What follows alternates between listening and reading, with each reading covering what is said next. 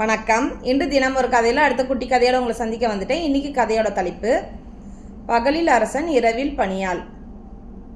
இது ஒரு சீன நாட்டு கதை. ஒரு ஈயான் ஒரு சீன அரசர் இருந்தாராம். அவர் ரொம்ப ஆடம்பரமாக வாழ்ந்து வந்தாராம். யாரையும் மதிக்காமல் பணியாட்களுக்கெல்லாம் நிறைய பணி சுமைகளை கொடுத்தாராம். எப்போ பாரு வேலை வாங்கிட்டே இருப்பாராம். ரொம்ப தூங்குகிற நேரமும் கம்மியாக தான் அவங்க பணியாட்களுக்கு இருக்குமா. அவ்வளோ வேலை வாங்குவாராம் அவங்கள பணியாட்களை. யாரையும் மதிக்க மாட்டாராம். ரொம்ப ஆடம்பரமாக செலவு பண்ணுவாராம். ஒரு அரசனுக்குரிய அந்த எந்த ஒரு நல்ல பண்பும் அவர்கிட்ட இல்லையா. ஆனால் பகல் ஃபுல்லாக எல்லாரையும் வேலை வாங்கிட்டு ரொம்ப அதிகாரத்தோடு சுற்றி வந்தாராம். அப்போ அவர்கிட்ட வேலையை செய்கிற பணியாட்கள்லாம் என்ன அரசர் இப்படி நம்மளை ரொம்ப மாட்டி வதைக்கிறாரே அப்படின்னு ரொம்ப நொந்து போனாங்களாம். அந்த பணியாட்களில் ஒருத்தர் ரொம்ப வயசானவராக இருந்தாராம். அந்த வயசான கிழவன் எப்பயுமே தூங்கும் போது தன்னைத்தானே அரசனாக நினச்சிக்கிட்டு தூங்குவாராம். கனவுல அவர் பெரிய ஒரு ராஜாவாகவும் அவருக்கு எல்லா சலுகையும் கொடுக்குற மாதிரியும் அந்த ஒரு சந்தோஷத்தையே ஒரு பொய்யான ஒரு சந்தோஷத்தை அவருக்கே அவர் நினச்சிக்கிட்டு அந்த கனவை நினச்சிக்கிட்டே எப்பயுமே தூங்குவாராம். அதனால் நைட்டில் சந்தோஷமாக நிம்மதியாக தூங்குவாராம். பகலில் பணியாலாம் மாறிடுவாராம்.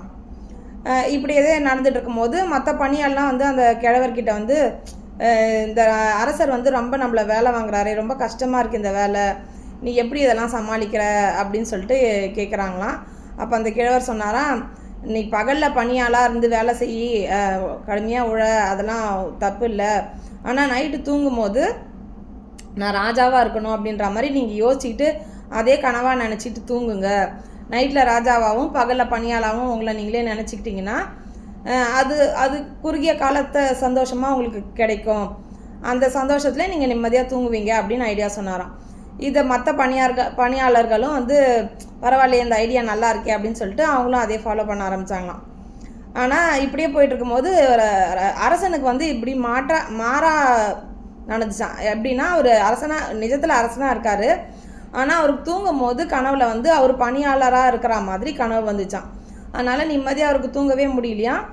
இதை அமைச்சர்கள்கிட்ட சொன்னாராம். அப்போ அந்த அமைச்சர் சொன்னாராம், நீங்கள் ரொம்ப உழைக்கிறீங்க, பகலில் ரொம்ப உழைக்கிறீங்க, கடினமாக உழைக்கிறீங்க, எல்லாரையும் துன்புறுத்துறீங்க, அதனால தான் உங்களுக்கு இரவில் பணியாளாக இருக்கிற மாதிரி கனவு வருது. பகலில் நீங்கள் மன்னராக இருக்கிறீங்க.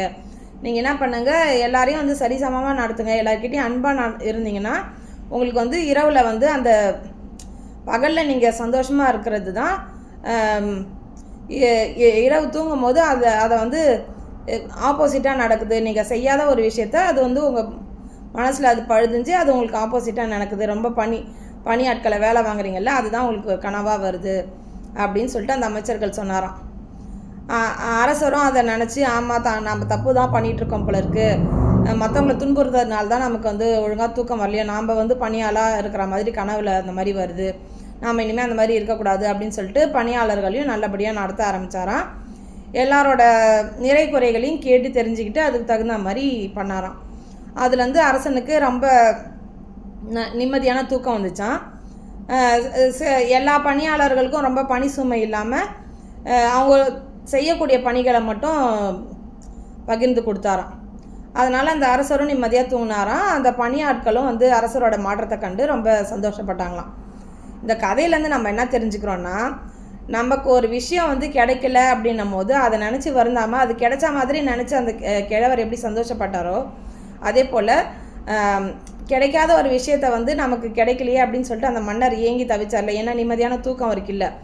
அதுக்கப்புறம் அவர் செஞ்ச தவறை திருத்திக்கிட்டு எப்படி ஒரு மனமாற்றத்தோடு மற்ற எல்லாரையும் சரிசமமாக நடத்த ஆரம்பித்தாரோ, இது ரெண்டுமே நம்ம எடுத்துக்கணும். நமக்கு ஒரு விஷயம் கிடைக்கல அப்படின்னு நினைக்கும் போது அதை கிடைச்சிட்டா மாதிரி அது ஒரு கனவாவோ இல்லை நம்ம ஒரு இமேஜினேஷனில் வச்சுருந்தா கூடிய சீக்கிரம் அந்த ஒரு நல்ல விஷயம் நமக்கு நடக்கும்.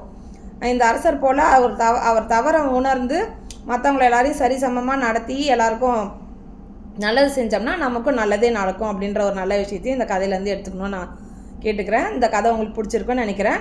நாளைக்கு இன்னொரு குட்டி கதையோடு சந்திக்கிறேன். வாழ்க வளமுடன். நன்றி.